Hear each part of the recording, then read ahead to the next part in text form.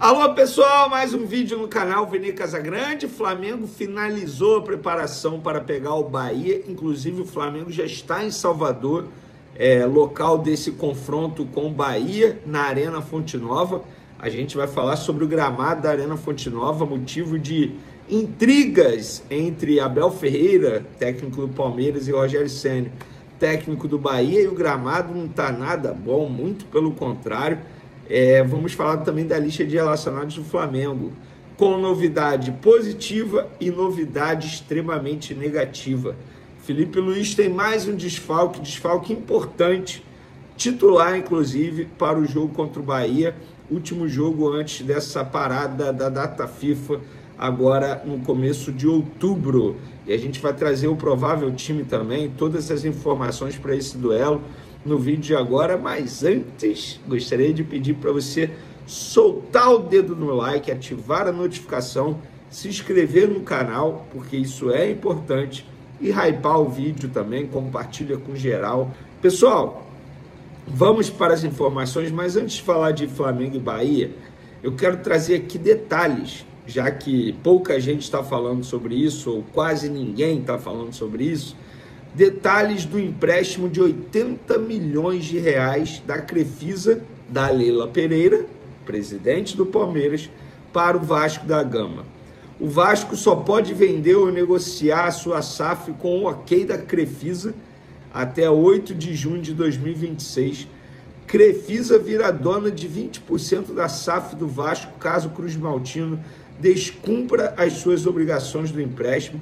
O Vasco tem 12 meses de carência e deve pagar em amortizações trimestrais, quitações em até 36 meses. E o Vasco conversou com mais de 60 instituições financeiras e entendeu que a Crefisa apresentou as melhores condições. Já que ninguém está falando sobre isso, estão falando apenas da reclamação da Leila Pereira em relação à postura do Flamengo com a Libra, nós aqui vamos fazer o nosso dever como jornalista de comentar esse assunto, que foi o empréstimo da Crefisa, que tem a Leila Pereira, presidente do Palmeiras, ao Vasco da Gama. Fica aqui a pergunta, o questionamento.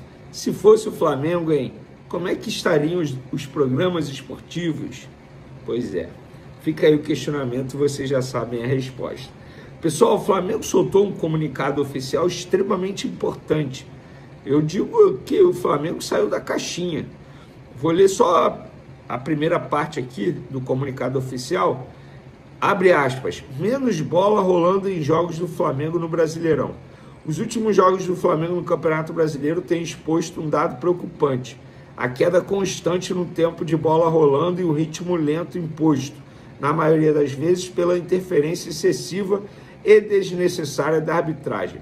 Na última quinta-feira, diante do Cruzeiro no Maracanã, a primeira etapa registrou o menor tempo de bola em jogo de toda a temporada.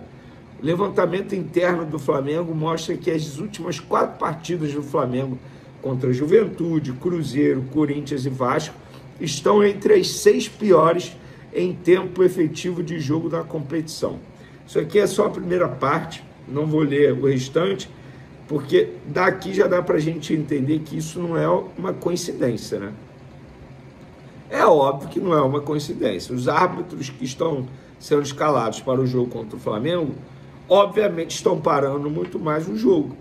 Cara, contra o Cruzeiro, eu percebi muito isso. Gente, com 20 minutos de jogo, eram 4 cartões amarelos distribuídos assim no jogo. Qual era a necessidade de fazer isso? Ele manteve o critério até o fim do jogo? Não, porque se ele mantivesse o critério, a gente teria jogador expulso. Na verdade, até teve jogador do Cruzeiro, mas o que eu estou falando é que teria mais jogadores expulsos. Então, de fato, isso chama atenção. Mas, Vene, como que isso atrapalha o Flamengo? Atrapalha porque o Flamengo é uma equipe extremamente técnica, ou seja, prefere jogo com bola rolando. Por isso que prefere jogar em um bom gramado. Por isso que os jogadores reclamavam muito do gramado do Maracanã. E agora o Flamengo conseguiu dar um jeito. E por falar em gramado, o Flamengo, além de enfrentar a equipe do Bahia na Arena Fonte Nova, vai ter que enfrentar o gramado terrível do estádio. Eu postei nas minhas redes sociais, no Instagram e no Twitter. Eu não boto aqui por questão que eu não sei se, enfim, o YouTube pode me penalizar por conta disso. Então eu prefiro não arriscar. Quem quiser ver depois que acabar o vídeo, pode ir nas minhas outras redes sociais, Twitter, @VeneCasagrande, Instagram também, @VeneCasagrande, e tem lá a foto do gramado que foi tirada ontem, sexta-feira, tá? À tarde, para ser justo. Por que eu estou falando isso? Porque provavelmente esse gramado vai receber uma maquiagem especial. Então, para o jogo de domingo entre Bahia e Flamengo, jogo 6h30 da noite. Então, para o Flamengo jogar em uma partida que a todo momento é paralisada, com um gramado ruim, é muito pior, porque o Flamengo é uma equipe extremamente técnica. E para esse jogo contra o Bahia, além do gramado e a equipe do Bahia, o Felipe Luiz terá que enfrentar um outro problema, mais um desfalque importante. O Flamengo perdeu 3 jogadores titulares para esse jogo: Léo Pereira e Alexandre por suspensão, e agora o Saul por dores no tornozelo esquerdo. Eu vou trazer para vocês aqui a lista de relacionados do Flamengo, porque tem uma boa novidade também, tá? Não é só notícia ruim, não. Alan, Ayrton, Lucas, Bruno Henrique, Carrascal, Cleiton, Danilo, De Arrascaeta, De La Cruz, Diogo Alves, Emerson Royal, Everton Cebolinha, Everton Araújo, Varela, Jorginho, Juninho, Luiz Araújo, Léo Ortiz, Matheus Cunha, Pedro, Plata, Rossi, Samuel Lino, Vinha, Wallace e Ian. O Vinha sendo relacionado pela ausência do Alexandre.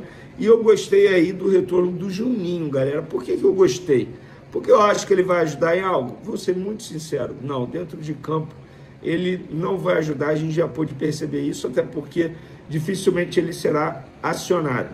Mas, querendo ou não, é um jogador de futebol e deve ser horrível você nem ser relacionado, ficar fora até mesmo do banco de reservas. Me boto no lugar dele, querendo ou não, isso é uma motivação para o jogador. Só para vocês terem noção, ele não era relacionado desde o dia 6 de agosto.